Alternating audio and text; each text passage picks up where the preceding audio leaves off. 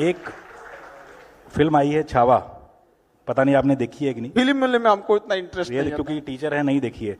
एक सवाल उठता है, लगातार उठता रहता है कि भैया जितनी जगह मुगलों को, अकबर को या इन राजाओं को मिली उतनी महाराणा प्रताप को नहीं मिली। आपको क्या लगता है? आप एक शिक्षक हैं, क्या राय रखते हैं इस पे आप अपनी?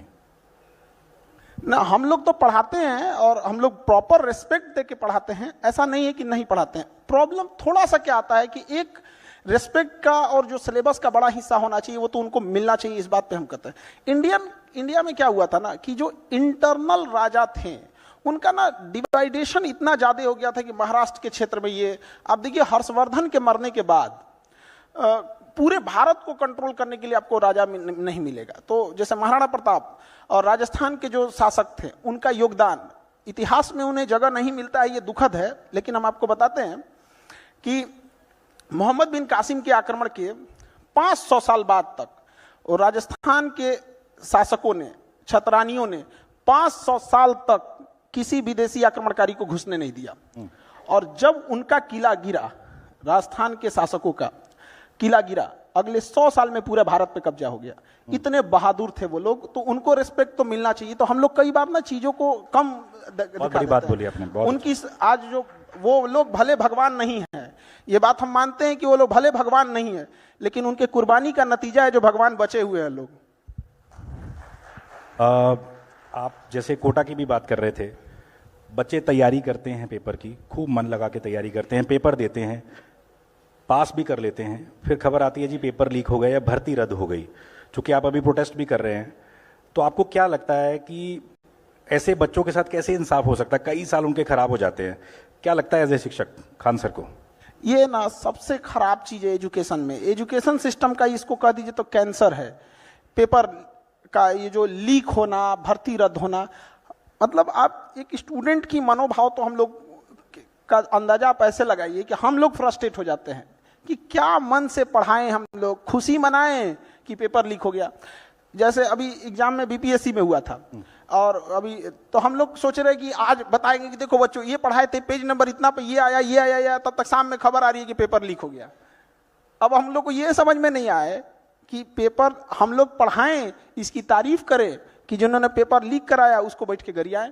तो हम लोग अब उसको प्रोटेस्ट कर रहे हैं। लोग, हमारे पटना में एक जगह है गर्दनी बाग, वहाँ टेंट डाल दिया गया है और वहीं पे नियम है कि यहीं बैठ के गरियाना है आप लोग को। तो वहीं बैठ के हम लोग 2 महीना से 3 महीना से उसको कोस रहे हैं लोग कि भाई तो पेपर लीक काहे करा दिया वहाँ पे।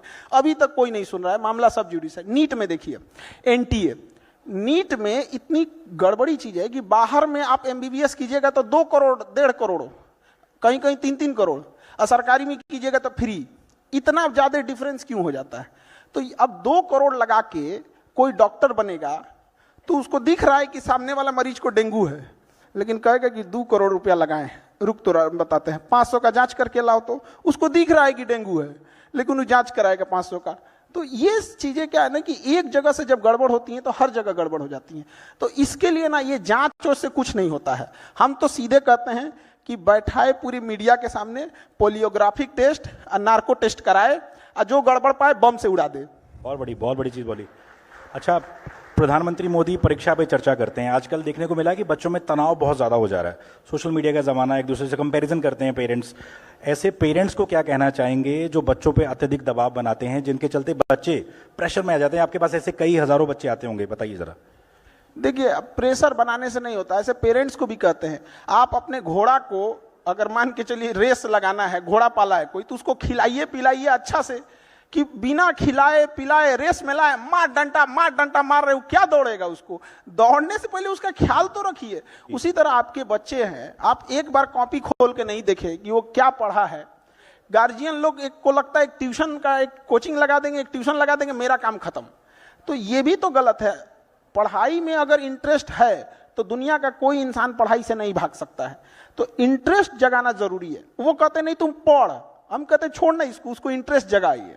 अगर उसको इंटरेस्ट जग जाएगा ना तो आप उसको खाना भी दीजिएगा तो कहेगा कि नहीं, एक क्वेश्चन और लगा देते हैं तब जाके खाना खाएंगे। तो उल्टा सिस्टम लेके चल रहे हैं लोग। तो गार्जियन को भी समझना पड़ेगा। आप एक बच्चे का तकलीफ समझिए, वो बड़ा संकोच करता है, उसके ऊपर बहुत टेंशन रहता है। वो जिस एज ग्रुप में है उस एज ग्रुप में उसको बहुत प्रॉब्लम होता है। वो ना कभी कभी टेक्निकल चीजें नहीं समझ पाता है। एज है उसमें घूमने फिरने में लग जाता है, तो थोड़ा उसको नर्चर करने की जरूरत है। आपके पास हजारों स्टूडेंट्स अभी तक क्लासें आप ले चुके हैं, कुछ ऐसा किस्सा सुनाइए जिसमें आपके पास कोई बच्चा कुछ ऐसा सामान ले आया हो, जैसे आप, मैंने सुना कई एक बार बंदूक ले आया था बच्चा, आपके लिए नहीं लाया था, किसी और वजह से लाया था, बताइए जरा क्या था वो।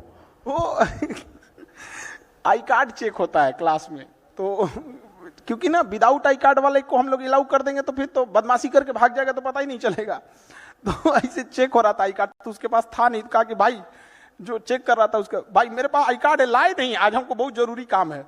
तो कहा क्या काम है, तो उलझ गया उससे, तो उसका ना यहाँ पे शर्ट उठा तो तमंचा रखा हुआ था। तो कह रहा है कि तमंचा लेके रखा, तो डर गया बेचारा कि भाई हम इसका आई कार्ड क्या चेक करेंगे, तो तमंचा लेके घूम रहा है। तो आपस में बात किए सब, तो कह रहा है कि देखो अभी छोड़ा, एक तो 11-12 बजे झगड़ा होने वाला है, तो सोचे कि उससे पहले क्लास कर लेते हैं, सुबह वाला क्लास कर लेंगे बाद में। सोचिए झगड़ा करने से भी पहले उसको चिंता था कि क्लास कर लेना है। तो इस टाइप के भी कुछ कुछ आ जाते हैं। तो ऐसे स्टूडेंट्स को भी आप कैसे मैनेज करते हैं, मतलब जो ऐसे दिमाग वाले लोग हैं कैसे पढ़ाते हैं जीएस उनको? वो तो बैठ के पढ़ाई कर रहा है, उससे हमको मतलब नहीं रहता, वो तो पढ़ाई में एकदम उन लोग को ऐसा नहीं रहता है। लेकिन कुछ कुछ ये तो माँ बाप का परवरिश का चीज होता है कि आखिर अगर ऐसे बच्चे हैं तो अल्टीमेटली उन्हीं का लॉस होता है।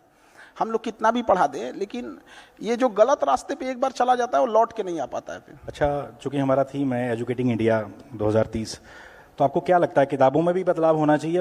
वही पुरानी किताबें पढ़ रहे हैं बच्चे एनसीईआरटी की, बदलाव हो रहे हैं लेकिन उतने लेवल तक नहीं हो रहे। आपको लगता है कि अब वक्त आ गया कि भैया बदलाव होना चाहिए, तभी बच्चे कुछ प्रैक्टिकल, क्योंकि जो हम स्कूलों में पढ़ते हैं आपको भी पता, वो प्रैक्टिकल में काम नहीं आता बच्चों के, जो भी किसी भी जॉब में हो। क्या लगता है खान सर को? देखिए एनसीईआरटी बुक बहुत रेलेवेंट है, उसको अपडेट हमेशा आते रहता है, कुछ कुछ अपडेट। ये किताबें चेंज करना ना, ये कमाने का एक फैशन हो गया है। किताबें बनती है पेड़ पौधों से काट के बनेगी, एक और हम भाषण देंगे कि ग्रीनरी बढ़ाओ ग्रीनरी बढ़ाओ, और जितने ये प्राइवेट स्कूल वाले हैं हर साल किताब चेंज कर देंगे कि हमारी कमाई बढ़ जाएगी यहाँ पे। ये क्या मतलब बनता है?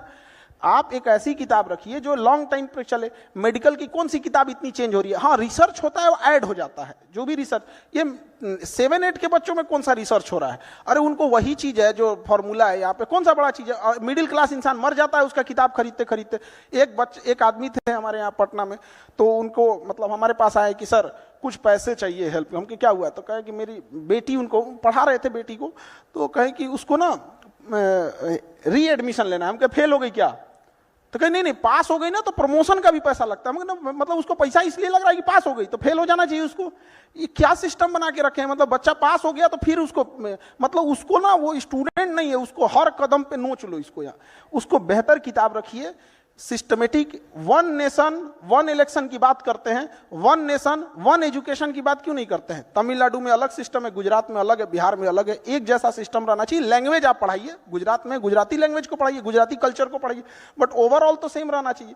किताबें बार बार चेंज करने से बिना मतलब का फाइनेंशियल बर्डन बढ़ता है।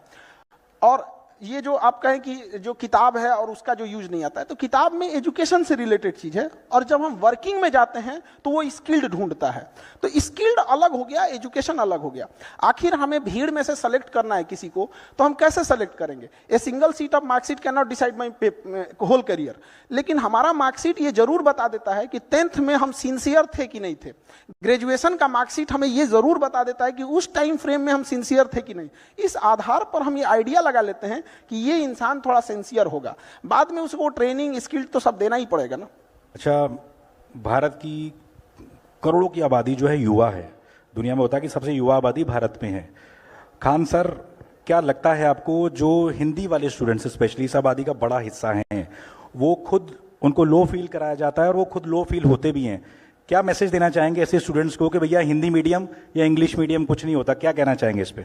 ये ना छुपा दिया जाता है हिंदी मीडियम या इंग्लिश मीडियम। ये जो सीबीएसई और आईसीएसई है, इसमें गरीब इंसान मर जाएगा वहां पे। वो बताइए आपको, आप कोई अभी ऐसे स्कूल दिख रहे जिसे 15,000 रुपये फीस है, वो गरीब का इंसान कहाँ जाएगा? वो तो मजबूरी में जाएगा ऐसे स्कूलों में जहां पे वो सरवाइव ना कर पाए। तो वहां पे उसको कह दिया जाता है हिंदी मीडियम। छुपा रहा है। हिंदी मीडियम कह देने से ना वो लगता है कि उसकी इंडिविजुअल गलती है। और इंग्लिश मीडियम करने से लगता है उसकी इंडिविजुअल उसका कोई अचीवमेंट है। वो एक गरीब स्कूल हो गया जिसमें आम आदमी नहीं पढ़ सकता है। जितने अच्छे स्कूल्स हैं, ये जो आपको जो बहुत बड़े लोग कह रहे हैं कि हम ये स्कूल्स हैं, सरकारी स्कूल में एक बार भेजिए, उनको अपना कॉन्फिडेंस फील हो अजीब सा होने लगेगा। जनरल डिब्बा में घुसते ट्रेन के एक अलग सी फील आती है, भैया हम कहाँ फंस गए, निकल पाएंगे कि नहीं निकल पाएंगे। तो जनरल डिब्बा का हाल क्या हो जाता है, दो स्टेशन पहले आदमी निकलने की तैयारी कर देता है कि भाई निकलना है, चपा जाएंगे गेटवे पे, ये हाल हो जाता है। और वो एसी वाला, उसको भीड़ भाड़ नहीं है, ट्रेन रुकने के बाद वो निकलता है। तो हमारे यहाँ तो एजुकेशन भी दो टाइप का है, अमीरों के लिए अलग है, गरीबों के लिए अलग है। अगर ये एक जैसा रहता है जैसे चाइना में, नहीं हो सकता यार। हम लोग को देखिए, हम लोग का अस्तित्व क्यों है, क्योंकि सरकारी स्कूलों में या जो स्कूलिंग एजुकेशन है वहां उस बच्चे को प्रॉपर ढंग से कुछ ना कुछ कमी रही थी तो भी हमारे पास आया। जब तक हम लोग हैं वो ये बात को बता रहा है कि स्कूलिंग में कमी है, जिस दिन वो प्रॉपर हो गया हम लोग की जरूरत ही नहीं पड़ेगी।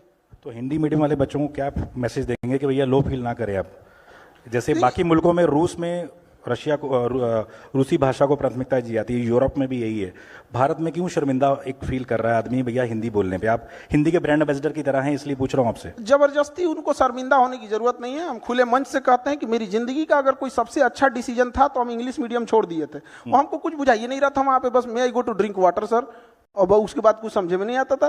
पूरा पढ़ के याद कर लेते थे और सब चीज याद कर लेते थे और समझ में आता नहीं था, तो हम छोड़ दिए वहां पे। इधर आए तो समझ में आने लगा। प्रॉब्लम क्या है ना कि हम लोग इंग्लिश को अलग से वरीयता दे देते हैं। हमारे यहाँ पटना एक तो फ्लाइट जा रही थी, दिल्ली से पटना फ्लाइट, तो फ्लाइट वाले को तो पता है कि भाई पटना जा रहा है, वहां का रीजनल लैंग्वेज भोजपुरी, मैथिली भोजपुरी है। तो एक एयर होस्टेस थी, वो एक बूढ़े बाबा थे, उनके किसी बेटे ने टिकट बुक किया होगा, उसमें खाना बुक कर दिया था, तो उन्होंने खाना दे दिया। एयर होस्टेस पूछ रही है बेवरेज बेवरेज, वो आदमी को बेवरेज बुझा रहा है। वो आदमी बेवकूफ नहीं था, वो पूछने वाली, उनको नहीं समझ में आ रहा है, वो बूढ़ा आदमी है, बेवरेज ऊपर कंफ्यूजन में है, बेवरेज बेवरेज वहां पे। भाई आप तो एक तो सॉफ्ट ड्रिंक कोल्ड ड्रिंक उठा के बेवरेज थमा के रख दिए हैं। तो उनको ये लगता है ना कि भाई हम इंग्लिश बोलते हैं, मेरी एयरलाइंस बहुत अच्छी है। आप रसिया जाइए, चाइना जाइए, वो चाइनीज भाषा बोलते हैं। माओ जेडांग ने सीधे यही बोला कि भाई आप चाइनीज लैंग्वेज को रखिए, आपको ज्यादा जरूरत रहेगा, एक ट्रांसलेटर रख लीजिएगा।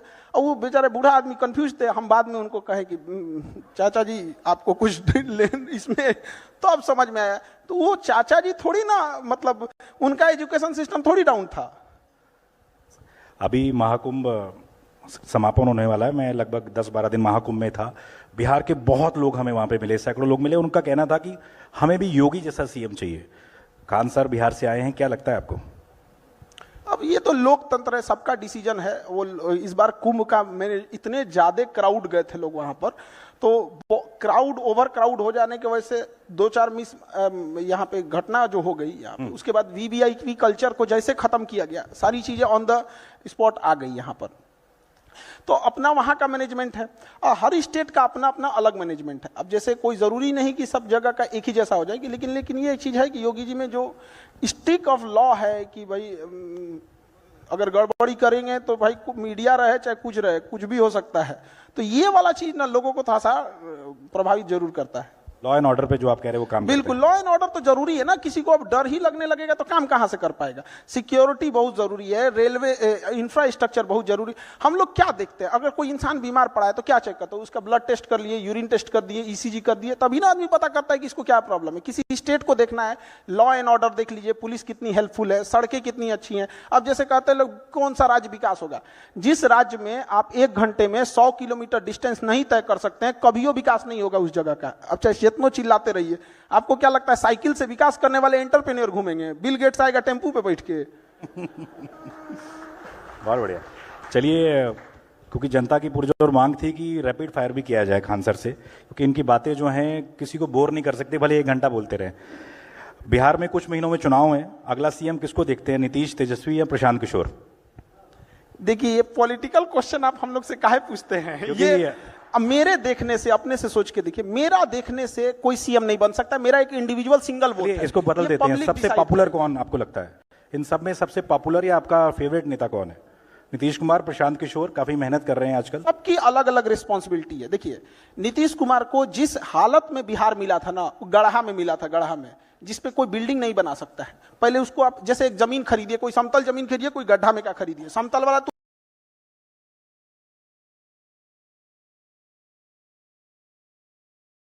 इस इंफ्रास्ट्रक्चर, बिजली, लॉ एंड ऑर्डर, सोशल, इसको सुधारते सुधारते परेशान हो गए। लालू यादव को जब मिला था ना, तो ऐसा स्थिति में बिहार मिला था कि कुछ ऐसे जगह थे जहां पूरे गांव के बाहर एक दो आदमी लाठी लेके खड़ा हो जाता था, कहता था कि तोरा वोट डालने नहीं जाना है, अब पूरा गांव अंदर रह जाता था। वो इंसान इंटरप्रेन्योरशिप देखेंगे तो हर इंसान का चैलेंज अलग अलग है। जिनको जहां मिला, वही उन लालू यादव को रेलवे मिला, रेलवे को फायदा में दिखा दिए। अब लोगों ने कहा कि कबाड़ बेच दिए। दुनिया का कौन आदमी कबाड़ घरे में रखता है? ये बड़ा तो अच्छे ना किए। खान सर ने बड़ा स्मार्टली लालू जी की भी तारीफ कर दी और नीतीश जी को भी खुश कर दिया कि बिहार में दुकान चलानी है भैया। चलिए इसके बाद आगे बढ़ते हैं। खान सर की टीचिंग फिलॉसफी, एक शब्द में आप जो टीचिंग कराते हैं उसको अगर क्लास में बैठ के उसको समझ में नहीं आया तो स्टूडेंट की गलती नहीं, टीचर की गलती है। बहुत बढ़िया, बहुत बढ़िया। अच्छा, चूंकि आपने कई दोस्तों का नाम लिया अपना शुरू में, लड़कपन के दिनों में कोई याद आपको, कोई याद हो कि भैया ये किया था, वो किया था? हर किसी ने कुछ ना कुछ किया रहता है। बचपन में तो हम लोग के टाइम पे मोबाइल वोबाइल था नहीं, तो दिन भर तो आदमी बदमाशी करता था उसमें। अब याद के डेली एक तो नया नया कहानी रहता था बचपन में, कौन ध्यान रहता है इतना। मतलब बचपन में तो हमको लगता है कि जिस आंधी में मौसम विभाग चेतावनी जारी करता था कि घर से ना निकलिए, उस आंधी में हम लोग टिकोरा बीनने जाते थे। आम का जो छोटा वाला आम होता है ना, उसको टिकोरा बोला जाता है हमारे यहाँ, तो उसमें हम लोग तो बचपन में तो आदमी बदमाशी करते रहता था। अच्छा, आप टीचर ना होते तो क्या होते? हमको तो फौज में जाना था। टीचर ना होते तो हमको एक किसानों के लिए, और हम भी अभी बताते हैं बहुत दिन टीचिंग नहीं करेंगे, हमको किसानों के लिए वर्क करना है। किसानों की 3-4 महत्वपूर्ण समस्या है। उसकी एक, फसल का उत्पादन कम है। दूसरा क्या है, उसका फसल अगर उत्पादन हो गया तो कीड़ा खा जाते हैं सब। और उस तीसरा क्या है कि अगर नहीं खाया तो बेचने जाएगा तो उसके फसल की सेल्फ लाइफ कम होती है, तो कोल्ड चेन नेटवर्क नहीं है। उसको अगर शाम में अपनी सब्जी बेचने गया है तो शाम 4 बजे तक ही उसको अच्छा भाव मिलेगा। बाकी समय गिद्ध की तरह लोग देखते होंगे कि शाम होगा तो ये बेच के जाएगा, क्योंकि उसके यहाँ कोल्ड स्टोरेज का चेन नहीं है। आप 3 सिस्टम देखिए। किसान को आप 5 किलो का जो अनाज का है, ये देखिए, ये एक अच्छी योजना है और समाज का एक बड़ा हिस्सा उससे प्रभावित हो रहा है, उसका वो एहसानमंद है। लेकिन हमें एक ये भी सोचना पड़ेगा कि हम अभी भी कहां पर हैं। तो उनका योजना में हम संदेह नहीं कर रहे हैं, बहुत अच्छी योजना है, लेकिन ये जो 3 चीज है किसानों के लिए, एक किसान को बताइए अगर मेहनत से उत्पादन किया, हमारे यहाँ समस्तीपुर एक जगह है, वहां गोभी उत्पादन हुआ, 1 रुपया किलो बिका गोभी, 1 रुपया, जबकि दुबई में बिक रहा था 250। बताइए एक किसान दुबई भेजेगा कि जो सिस्टम बैठा हुआ है वो भेजेगा? तो क्या मतलब बनता है? वो ट्रैक्टर चला दिया, 1 रुपया किलो गोभी। अभी बहुत सारे लोग पूछेंगे, क्योंकि आप लोग दिल्ली में बैठे हैं, आप लोग को आइडिया नहीं लगेगा 1 रुपया किलो भी गोभी हो सकता है क्या। वहां ट्रैक्टर चला दिया समस्तीपुर में। तो बहुत समस्या, आप कभी उसके ऊपर देख के देखिए। इस देश में सबसे ज्यादा अगर किसी के पास कलेजा और बहादुर है सब ना, तो इस देश के किसान हैं सब। यहाँ हम लोग का ना एक मोबाइल छूट जाएगा ना तो धक धक होने लगा, कहाँ मोबाइल छूट गया। वो 6 महीने तक अपनी फसल पूरे खेत में छोड़ के आता है, कभी आग लग जाता है, कभी कुछ हो जाता है, कभी कुछ हो जाता है, कोई उसको पूछने वाला नहीं होता। तो जब तक इस देश में किसान और महिलाओं का उत्थान नहीं करेंगे, कहां से आगे बढ़ेगा। आपने मोबाइल की बात की, देश के करोड़ों युवा जो रील पर सारा दिन फील करते रहते हैं, उनको क्या मैसेज देंगे? कितना टाइम वेस्ट कर रहे हैं अपना वो लोग? रील देखने से अच्छा है अपनी काम की चीजें देखिए। अगर आपको 2 घंटा मोबाइल चलाना है तो 2 घंटा की जगह 3 घंटा चलाओ, लेकिन आप स्पेसिफिक देखो। अगर आपको कोई मूवी देखनी है तो मूवी देखो। ये रील का मतलब क्या हो गया, अजनबी से मिलते जा रहा है, उसको खुद नहीं पता है कि इसके नीचे क्या करके स्क्रॉल करके आएगा, तो वो उससे कोई उसका याद नहीं होगा। जितनी छोटी छोटी चीजों को हम देखेंगे हमारी मेमोरी कमजोर होते जाएगी। तो ये इसके मेमोरी पे चीजों पे बहुत ज्यादा हो रहा है, क्योंकि रील देखने के बाद ना हम उसे रिकॉल नहीं कर पाते। मेमोरी तेज कैसे होता है, जब हम किसी चीजों को बार बार रिकॉल करते हैं। तो अगर उस रील की जगह मूवी भी देख लेगा ना तो उसको रिकॉल आएगा, कोई डायलॉग याद आएगा, कोई इमोशनल सीन, कोई गाना, कुछ ना कुछ याद आएगा। रील में उसको कुछ नहीं याद आता है। आप ऐसे समझिए कि हमारा दिमाग कितना शॉर्ट कर दिया है ये सोशल मीडिया ने, कि 20 सेकंड के रील पे भी ना ऊपर लिखा होता है वेट फॉर इंड। 20 सेकंड के रीलवा पे लिखा है इंड के लिए इंतजार करो। बाप रे बाप। अच्छा, काफी लोगों का सवाल था कि हजारों स्टूडेंट्स आपसे करंट अफेयर पढ़ते हैं, खान सर अपडेट होने के लिए क्या क्या पढ़ते हैं? वो कोई एक सोर्स से हम लोग नहीं पढ़ सकते हैं, कहीं कहीं जहां जहां से मिल जाता है आदमी वहां से उठा के पढ़ लिया। जैसे अमेरिका के बारे में पढ़ना है तो हम इंडियन न्यूज को पढ़ेंगे तो वो इंडियन एस्पेक्ट्स में दिखाएगा, बट वही अगर हम गार्जियन न्यूयॉर्क टाइम्स देख लेंगे तो वहां के हिसाब से दिखाएगा। और धीरे धीरे चीजें आदत हो जाती है। न्यूज में होता क्या चीज है, मतलब एक मेन चीज होती है, उसको घुमा फिरा के होते रहता है। अच्छा, कोई एक चीज जो आपको लगता है आज के स्टूडेंट्स को पता होनी ही चाहिए, कोई एक चीज? बहुत चीज पता होना चाहिए, एक चीज से क्या चीज हो जाएगा उसका। लेकिन हाँ, एक चीज मतलब हम ये जरूर कहेंगे कि जो स्टूडेंट के अंदर ये चीज होती है ना कि हम इसको बाद में पढ़ लेंगे, बाद में रिवीजन कर लेंगे, हम अच्छे से इसे फेयर कर लेंगे, टाइम टेबल बना देंगे, इस सबको बहुत दिक्कत होने वाला है आगे जाके। अभी नहीं तो कभी नहीं है। जो आज करेगा वही कर सकता है, और बहुत परफेक्ट के चक्कर में नहीं पड़िएगा। स्टूडेंट सबको देखते हैं, एक बार फेयर करेंगे, एक बार रफ, कुछ नहीं, मिला पढ़ना चालू करो, चाहे जैसे भी। टेबल सजाएगा, पानी बोतल रखेगा, फिर उसको पानी पिएगा, नमकीन खाएगा, पढ़ने से पहले फिर वॉशरूम जाएगा, फिर पानी पिएगा, पगला गया। बैठ, जहां पढ़ना है पढ़ वहीं पे। अच्छा, कोई आप स्टूडेंट्स की बात कर रहे हैं, सबसे अतरंगी सवाल जो किसी स्टूडेंट ने आज तक आपसे पूछा हो, कुछ याद हो आपको कोई किस्सा, किसी स्टूडेंट का सवाल? डेली 2-4 ठो अतरंगी आते ही रहता है सब यहाँ पे। हाल फिलहाल का बताइए। एक बार हम ज्योग्राफी पढ़ा रहे थे, नर्मदा नदी, गंगा नदी, तो एक स्टूडेंट आया, कहा कि सर ये नर्मदा नदी 2 नदी है क्या? हम कहे नहीं तो। कहते सर नाम देखिए ना, नर और मादा। हम कह रहे भाई साहब तू पागल कर देगा हम लोग को। अभी 1-2 दिन पहले की, तो हमेशा कुछ ना कुछ इस टाइप का आते रहेंगे। अच्छा खान सर, सबको डर लगता है, आपका सबसे बड़ा डर क्या है? किसी चीज से डर लगता है खान सर को? अलग अलग फील्ड में डर होता है, जैसे एक कोई चीज का डर नहीं होता। जैसे मान के चलिए एजुकेशन में एक चीज का ये लगता है कि जिस हिसाब से धांधली हो रही है, सीटों का कहां से कहां सीट कौन किसको बेच दिया जाएगा, तो डर इस बात का लगता है कि उन बच्चों का क्या होगा। हम तो यहाँ लड़ते रह गए कि भाई वो होगा, अब यहाँ पे जिसको कंट्रोल करना है वो कंट्रोल ही नहीं कर रहा है। हम तो इसी भरोसे बैठे हैं कि बीपीएससी हो जाए, यूपीएससी हो जाए, एसएससी हो, रेलवे हो, एनटीए हो, ये सीटों को रिजर्व रखे, मजबूती से रखे, और हम बच्चों को पढ़ाएंगे और ये लोग करेंगे। अब पता चला हम यहाँ बच्चों को पढ़ाते हैं, इधर धांधी हो जाते, मैं किसके लिए सजू, मेरा पिया आनहर है। अच्छा 10 साल बाद खान सर, तालियां बज रही हैं अभी। अच्छा 10 साल बाद खान सर खुद को कहाँ देखते हैं? क्या क्या सपना है आपका जो आप सच करना चाहते हैं? हम लोग प्रेजेंट में जीते हैं, 10 साल बाद जिंदगी कहाँ होगी आज से 10 साल पहले किसी को नहीं पता था 2015 में कि 2025 में क्या हो जाएगा। तो बहुत ज्यादा का प्रोजेक्शन नहीं होना चाहिए। हमको बस इतना लगता है कि हाँ, इतना जरूर कहना चाहते हैं कि एजुकेशन आज से 10 साल बाद भी कोई ये बात जरूर याद रखेगा कि कोई इंसान था जिसने एजुकेशन के लिए हमेशा के लिए लड़ते रह गए। चाहे जितना बड़ा ऑफर हो जाए, चाहे कुछ भी हो जाए, एजुकेशन के लिए हमेशा बच्चों के लिए लड़े थे। आज भी गवर्नमेंट से लड़ना कितना टफ होता है, तो आप लोग को तो यहाँ देखते होंगे, वहां पे बच्चों के लिए तो लड़ते लड़ते आदमी तो हमेशा उन्हीं के लिए रहेगा। अच्छा, आपको लगता है कि भारत को जो रिस्पेक्ट अब दी जा रही है पहले नहीं मिलती थी? चूंकि आप टीचर हैं, क्या लगता है कि दुनिया में अब ज्यादा भारतीय पासपोर्ट की धाक की बड़ी है अब पहले से? पासपोर्ट का तो उतना नहीं कर सकते। एक चीज हम लोग को समझना पड़ेगा, ये जो अंग्रेज हैं सब ना, या दुनिया जो भी है, तो ये हम लोग का इतना बड़ा मार्केट है, 140 करोड़ लोग हैं, कि डरेंगे तो इनके बाप। नहीं तो जिस दिन हम लोग बहिष्कार कर देंगे ना, अभी हम लोग डरा नहीं पाए हैं, अभी वो खुदे डर रहा है। हम लोग डराना चालू नहीं किए हैं। आज अगर हम अपना एंड्रॉइड बनाएं, अपना गूगल बनाएं, अपना फेसबुक बनाएं, तब उनको असली डर समझ में आएगा। अभी वो अपने से डर रहे थे कि भाई ये किसी दिन कुछ कर देगा यहाँ। और दूसरी बात कि भारत का जो छवि बढ़ा है, वो ऑब्वियस भी बात बढ़ा है, लेकिन एक चीज और गौर करना पड़ेगा। आज से 10 साल पहले, 15 साल पहले किसी के पास इतना मोबाइल नहीं था जिसे पता चले कि रूस में प्रधानमंत्री का कैसे स्वागत हुआ, कैसे नहीं हुआ। तो अभी जागरूकता बढ़ गई है। आज मोदी जी लैंड करते हैं तो दिख जाता है मोदी जी लैंड किए, उनको बस सैल्यूट दिया जाता है, दिख जाता है। लेकिन जब वही गुजराल साहब थे, अटल बिहारी वाजपेयी साहब थे, तो रिस्पेक्ट उनकी भी थी। वह व्यक्ति था जिसने अमेरिका के प्रधानमंत्री का फोन उठाने से पहले G20 भारत में अभी हो रहा है, G20 तब नहीं हुआ था। हाँ, G20 बहुत अच्छे से हम लोगों ने हैंडल किया। तो ऑब्वियस बात है कि हम लोग का ना फॉरेन पॉलिसी में बढ़ा है, बट थोड़ा सा गड़बड़ कहाँ हुआ है, आस पड़ोस में। आस पड़ोस में ये गड़बड़ हो गया ना कि हम लोग की छवि अलग टाइप की बनती गई है। थोड़ा जैसे बांग्लादेश, श्रीलंका, मालदीव, नेपाल, इलायची दाना बराबर देश हम लोग को, मतलब वो श्रीलंका, वो जिसके पास वो अपना जहाज नहीं था, वो मालदीव के पास अपना जहाज नहीं था, उसके प्रधानमंत्री को आने के बाद वो धमकी दे रहा है हम लोग को। तो ये चीजें नहीं होनी चाहिए। अभी जो बाद में माफी भी मांग लिया उन्होंने, तो ये तो पूरा बर्बाद करके मारेंगे। ये तो हम देश की बात कर रहे हैं। छोटे छोटे शहरों से भारत की ऐसा टैलेंट निकलता रहा है, भले वो महेंद्र सिंह धोनी हो, इस तरह के तमाम लोग, खान सर भी।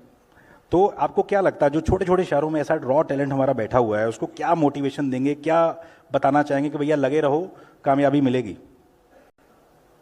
हर शहर में ऐसे लोग हैं। अब थोड़ा सा क्या होता है ना कि इंडिया में जो इंसान सक्सेस हो जाता है, लोगों को लगता है ये बहुत अलग किया होगा। एक आध नंबर से या थोड़े मोड़े चीजों से अगर चूक जाता है तो लोग इंडिया में ना उसको थोड़ा भी रिस्पेक्ट नहीं देते हैं। ये बहुत खराब लगता है। कोई कामयाब है तो इसका मतलब ये नहीं कि जो आपसे पीछे है वो आपके लायक नहीं है या आपसे कम जानता है। कभी कभी होता है कि मतलब उसके पीछे वाला बेटर उनसे ज्यादा बेटर जान रहा होता है। एक समय आएगा जब उसको भी लोग जानेंगे। तो थोड़ा बहुत वही कहते हैं कि लगे रहना चाहिए। कामयाबी एक दिन में नहीं मिलती है, लेकिन एक दिन तो जरूर मिलती है। चलिए, बिहार में चुनाव है और लोगों को जैसे पता लगा कि आपसे हम मिलने वाले, तो उन्होंने पूछा जरूर था हमसे कि आपको क्या लगता है प्रशांत किशोर जिस तरीके से गांव गांव जाकर मेहनत कर रहे हैं, मेहनत रंग लाएगी? भले सरकार ना बना पाए, आपको क्या लगता है कैसा काम कर रहे हैं प्रशांत किशोर? लोगों को जागरूक करना ये बहुत अच्छी चीज है। और एक व्यक्ति ने इतना हिम्मत दिखाया जो गांव गांव जाके पैदल चल रहा है। हम तो कहते हैं जागरूक ना करके कोई पैदलों चल के देखे कितना टफ होता है, गर्मी बरसात ठंडा। और क्या सिखा रहे हैं वो, लोगों को क्या कह रहे हैं? शिक्षा पे ध्यान दो, स्किल्ड पे ध्यान दो, यही सब चीज। ऐसा थोड़ी कर रहे हैं कि मतलब कोई गलत चीज सिखा रहे हैं। तो लोगों को जागरूक कर रहे हैं, बहुत अच्छा काम कर रहे हैं। उनको नतीजों में भी देखने को मिलेगा, उनको जरूर।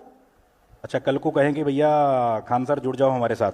आप लोग हमको ना, पता नहीं, हमको कभी कभी लगता है कि हम पढ़ा रहे हैं तो आप लोग हमको ये नहीं कहते हैं कि पढ़ाइए। बार बार हमको उधरे क्यों खींच के लेके जाते कि आप कह रहे हो बहुत अच्छा काम कर रहे हैं। चलिए, इन्होंने तो मतलब हम क्या कहते, खराब काम कर रहे हैं। इन्होंने नीतीश जी की तारीफ कर दी, लालू की तारीफ कर दी, प्रशांत किशोर की तारीफ कर दी। बिहार में चुनाव है, आगे आपसे हम दोबारा जुड़ेंगे। आज हमसे खान सर जुड़े, बहुत बहुत शुक्रिया आपका।